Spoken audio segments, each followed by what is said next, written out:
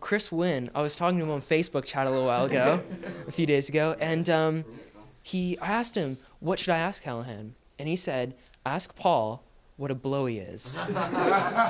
And so I wonder, what is a blowy? It's a blowjob. Well, we can't have that in interviews. It's like, it's a no, it's what do you know about a blowy? yeah, He moved to Vancouver about a month and a half ago, and I guess it was like my saying per se. So we'd just go around being drunk at bars, just going up to girls, being like, "What do you know about a blowy?" And like, what? It's like blowing. Anyways, yeah. That's what it is. And so did this new, I guess, word for blowjob help you at all? No. Didn't at all, no. I made it worse. Quite a bit worse. I got known for being the blowjob king, I guess. Wow. Yeah, he's really good. He's pretty good. He is good. He is good. You're good at giving blowjobs, what can I say? Yeah. And Chris Wynne is also, Chris Wynne's also the guy in all the cheese and crackers videos. Yes. And he's also always hanging out with Protest the Heroes. So, He's that guy. and he's a good friend of yours as well. Yeah, great friend. Great friend. He's Paul's one of Paul's best buds. one of the best buds. No, he's he's the guy that hangs out with the band. That wants to be in the band, that wants to live the life, but he's a that great guy. guy though. Solid guy.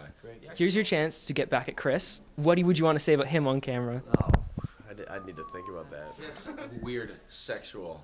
Oh, here's a story. thing No, that he likes. here's a story about when he was we were at what's her face in Toronto. Me, you, and him. Oh yeah, we were in Toronto. Came back from the staying bar. at a friend of ours' house, and they live in like a duplex, so it's two houses connected. And we woke up at like 4 a.m. to the cops walking through our friend's house, and apparently they're like, "Oh, do you know Chris Wynne?" And then he apparently had gone into the next door neighbor's house because he thought it was her house. Oh no. And then it was like these two women, like middle-aged Without women, his pants on. without his pants on. These two middle-aged women start screaming and yelling at him, and then they trapped him in between the front door and the screen door, and then waited for the cops to come. So he was like stuck in between this thing. And then we went outside, and they're like, "Do you know Chris Wynne?" And I looked out the window of the room. He's I was in the sitting, back of the cop he's car. sitting outside the cop car with a blanket over him, handcuffed. That's amazing. Just hilarious. Yeah. Well, let's talk a little bit about the music again. Go. Okay. Oh right. Fuck that. And so for this record, I guess, what did you want to really accomplish with the music? What were your goals and expectations for the self-titled like LP? More or less just to show people that you don't have to be a certain genre of music.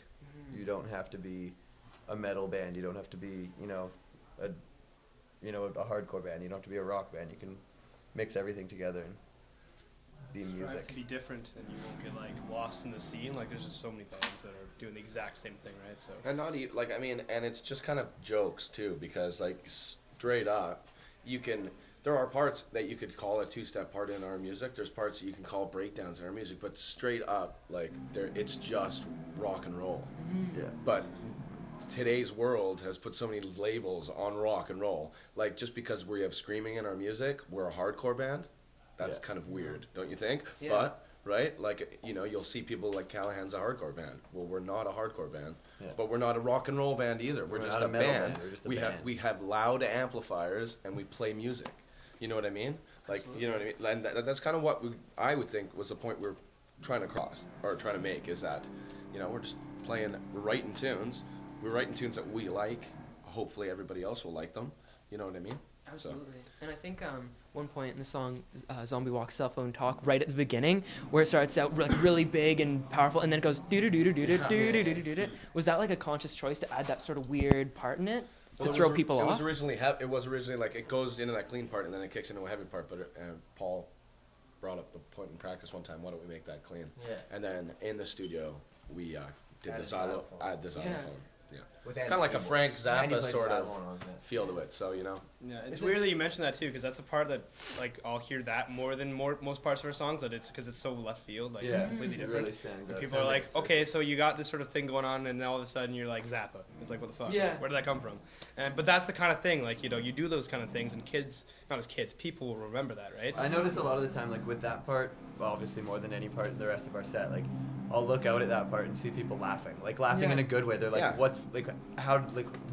You know what I mean? And Yeah. that's what we want. Like, They're we want like people to be happy. like how do they come up with this Yeah. part? What do they like, what was the like inspiration behind writing this part? Like this lyric? Like I wonder what happened to make him write that lyric. Like I want people to to think about it. And I guarantee you, there's so many bands that just they'll be like, we shouldn't do that because Kids our wanna- band wouldn't do that. It's Yeah. like what? No, Because kids the wanna music hear a that we breakdown here. We should do a breakdown here, and that's every Yeah. single band, and we're just so sick of it. So it's just like when we actually play with bands that are slightly different and trying to sort of break the mold, it's really refreshing.